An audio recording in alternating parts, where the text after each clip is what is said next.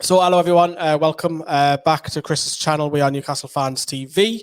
Myself and Johnny go home and away every game up and down the country. Doesn't matter where it is, we will be there, and we are there on Sunday. As expected, as a usual fan channel, we do lots of previews, reviews. We've also got a great podcast that Johnny does as well with one of our other fellow presenters, and we get all the famous names, like we've had reel some names off. Robson Green, Sir Les Ferdinand, the former Tottenham and Newcastle legend as well. So yeah, we've got a few. I was just trying to think about anybody else, but Sam. Been to Sir John Hall's house. Sir John Hall, former owner of Newcastle United as well. Alan Shearer. Alan St. Maximum has been on the podcast as well. So yeah, we've had a few. So yeah, have a look at us, NFTV, and we'll be doing 5 or 6 videos on Sunday. So the questions that we have then, so what have we made of our season so far? So we've just literally come back in the office after Newcastle have beaten Everton, but it's been a great start, hasn't it? Yeah, 1 defeat in 11. It's been a really, really good start. We're very, very difficult to beat. Our defence is rock solid. Our players that weren't playing well last season are improving, and that includes legs of Miguel Almiron, who scored the winner against Everton on Wednesday evening. So, yeah, it's been a fantastic start, and no one wants to play Newcastle right now, which shows how much of a purple patch Newcastle are in at the minute. And Chris, it's just mad to say that Newcastle have the best defence in the league, which is incredible. And you talk about players who stand out. Obviously, Miggy's getting a lot of attention with some of his wonder goals. Callum Wilson's always going to be a threat on the counter. If he plays, we are expecting Eddie Howe to do a lot of rotation. Bruno's getting a lot of hype as well if he plays on Sunday, which we do expect him to play. The defence, Kieran Trippier's coming back. All of the back four are phenomenal, including Sven Botman, who have just bought for big money. And of course, we've pinched England's number one goalkeeper from Burnley. But those are plenty of standout names there. Are you pleased with the performances this season? Yeah, 100%. Look, with Liverpool game's the only game we've been defeated by, but the performance was excellent. I would say the Bournemouth game where we drew 1-1 at St. James's after the Queen died is the only performance this season ago. We didn't play well today, but we're in a situation now where we're picking up wins, even though it's not the best performance. But that just shows how far Newcastle have come in the last 12 months. Tottenham probably would have looked at this game and going, it's an easy 3 points. Now they're going, this is going to be a difficult game. The performance has been rock solid. My only issue is with the teams in the top 6, we have crumbled right at the end. Chelsea right at the end, Liverpool right at the end. It's going to be a really, really difficult afternoon on Sunday. But if we can stay resilient and stay in the game, we're a threat, and no one wants to play us right now. It's a great question that Chris has asked. Next, our thoughts on Eddie Howe and the last 12 months since the takeover and what we expect in the next few years. Look, I think I'll say that, I think we'll both agree that it's been an absolute whirlwind, because all we've ever known the last 13 years was Mike Ashley. And look, we don't have to tell you the stuff that he's done. You'll know you're all educated yourselves.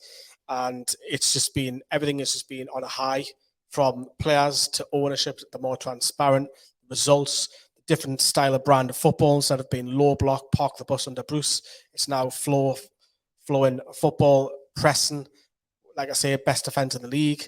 Doesn't mean to say that we're defensive. We'll come at Spurs and we'll try and play you. So it's going to be an interesting one, isn't it? It is going to be a really, really interesting game. I think Spurs are coming off a defeat against Manchester United. We can say that now because it has just finished. But look, they're still in a very strong position in the table. They're in the top 4, comfortably in the top 4. I expect them to be in the top 4. That's how good this Tottenham team is. They're not going to win the league, in my opinion. They're not good enough. They're about 3 or 4 players away from really competing for the Premier League title. But they're still a very, very strong outfit. And I expect it to be a very, very difficult game. Arguably, bar Man City away, this is probably the toughest game it is going to be for Newcastle this season. Yeah, it is. And look, we want to be like how Spurs are, playing European football every season. I think Newcastle fans are not expecting it as much this season, but the progress that we're making, where we're sitting, the longer we're hovering around the European places, I think the expectation and the demand will come later on the season if we're still hovering around there, because it will be disappointing if we don't finish in European place if we're in that position all season. But next season, I think it's squad depth for me. We need to improve the squad depth. But Chris, want to know about Kieran Trippier, how he's settled in. He's been here for, well, it'll be coming up 10 months now when we signed him. Obviously, former Spurs player, went to Atleti, won the La Liga there, came back to Newcastle. What's he brought to the dressing room? Leadership. He's brought standards. He's brought a winning mentality.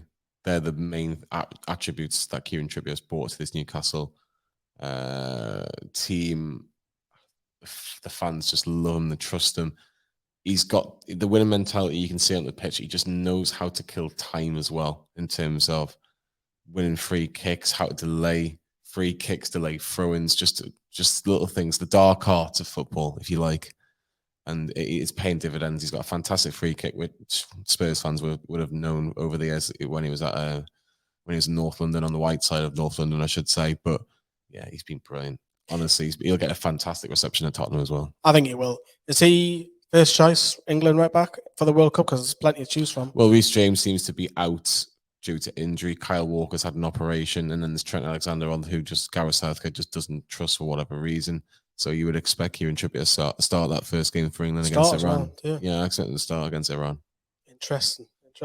What do you make of Spurs so far in the Conte this season? And do you think he can deliver them? Because it's been a long, long time since former Newcastle defender Jonathan Woodgate scored that goal. Was that in Cardiff? No, it was at Wembley. Was it Wembley? Yeah, against Chelsea. Cardiff. That's how long ago it was, though, wasn't it? Yeah, Spurs are a funny one for me because they have certainly improved vastly under Conte. They really have. Obviously, Nuno came in. It just wasn't the right fit for whatever reason. I'm sure Spurs fans can tell me why that didn't work. But we talk about Kieran Trippier and a winning mentality. Antonio Conte has a cup winning mentality. He knows how to win leagues. He knows how to win trophies. That will be something that he will look at this season. Whether that'll be the Premier League, it won't be, in my opinion. I don't see them winning the Premier League this season. I think Spurs fans, if they were really honest, don't see them win the Premier League this season. But they've got to target FA Cup, League Cup, probably Champions League. Champions League, I wouldn't say it's harder to win than the Premier League, but you don't have to win as many games to win the Champions League. And Conte would think, well, let's get a win and a draw. Last 16, win and a draw in quarterfinals, sneak a winner in the semi-finals, etc. That's how he'll probably play it. You look at them; they have got depth. They have got good quality and depth. I look at that midfield: Basuma, Højbjerg, Bentancur. Defense, Dyer's certainly improved. Romero's a real handful as well. And then you've got 3 out of the 4: Kane, Kulusevski, Son, and Richarlison. I know Richarlison's going to be out for Spurs, so I would imagine if Kulusevski's fit, it's going to be Kulusevski, Son, and Kane. So that's a really formidable 3, arguably the best 3 in the Premier League when they're all on form. But look, they're a strong outfit. They're always going to be. It's just going to be interesting to see if they can cope with Newcastle. It is. Chris has asked for a fun question here. Our favourite memories of Newcastle versus Spurs down the years. I've got 4. I come to my mind straight away. We beat them 7-1 back in 1997. That's what happens when you're a little bit older, though. Because what you might think, Tottenham fans, Lee is older than me. Just a little bit. 1997, I think we won 7-1. It was just a couple of weeks before Keegan walked out.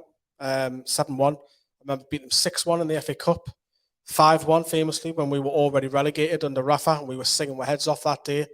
But you know what I'm going to say here is number 1 is quite recently when Joe Linton scored that winner. First time at that magnificent stadium. You were too bothered about the cricket. Some cricket match. Whoa. How's that?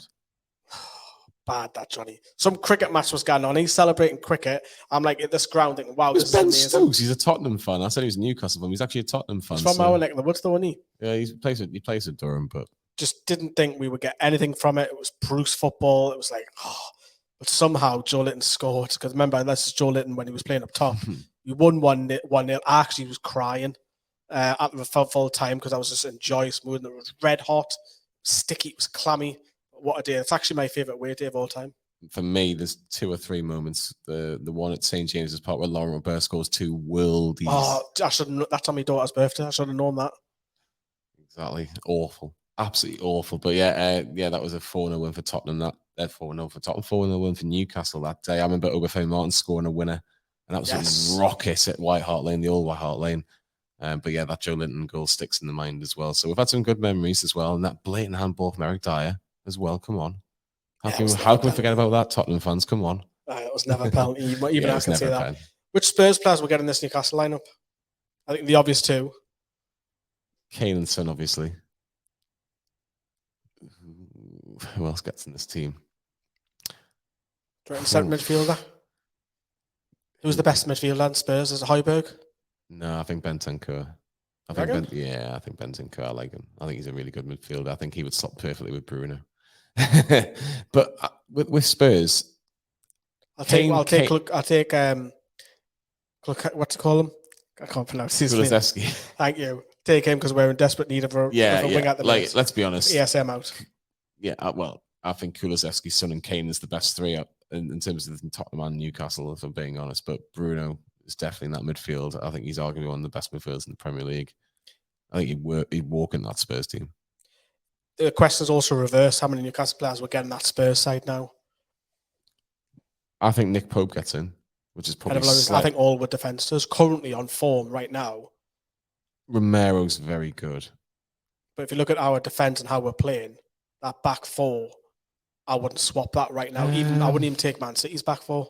Well, Kieran Trippier obviously gets in because Emerson Royale's not very good at football. I don't think anyone forward line do except from Bruno. I think Kieran Trippier gets in. I think Bruno Guimaraes gets in. I think there's an argument Nick Pope gets in. I would say Nick Pope because obviously I want a Newcastle player in there. And I'd say Sven Botman deserves to be in there over Eric Fabian Dyer. Schär's the best defender at the club, I think, this season. And then you go either Ben Davis or Dan Burn / Matt Target. Yeah, Dan Burn because he's playing in the... Why not? Why not? Because we're in a good mood. Because if this was 12 months ago, 18 months ago, probably would have said one if we're lucky. That one Newcastle player. That one Newcastle player would have been Alan St. Maxim last season. That'll be it. That would have been it because we were a one-man team. Predicted lineup. It's a tough one, that isn't it? Because it's not a tough one, but it's a tough one. It's a tough one. Tell I'm tired straight from the game. Because we are expecting anyhow to rotate a few players. We've played the same team for the last two this week, and this is the third game of the week. So it's a tough one to do a predicted 11. I think I'll be wrong. And if I try to guess it, Johnny will be wrong because we are expecting. Do you want me to try and guess it? Go on then. Pope and goal, Trippier right back. Lascelles will come in for Fabian Schär because he's had two knocks in the last two games with Sven Botman. I think Matt Target starts at left back. I think it'll be Bruno, Willock, and Sean Longstaff. And I think it'll be Fraser, Miggy, and Chris Wood. Interesting. There will be some changes. Score prediction. What we'll go. See, we've already done our predictions on our videos, so we've all said score draws, haven't we? Yeah, I think we're being a bit optimistic. Yeah. But I'll say 1-1. But look, Newcastle are playing well. They might get away with a draw against the Tottenham side, who might be a little bit deflated going in from that Man United defeat. Yeah, I would agree. I'm going to score draw as well. I think we will concede. Despite our great defensive record, and if Newcastle can keep that unbeaten run going, a point away to Spurs would be great because we nearly got one at Liverpool, which is the only defeat that we've had this season. But the last question then, where do you think Spurs and Newcastle will finish? I think Spurs will finish in the top four.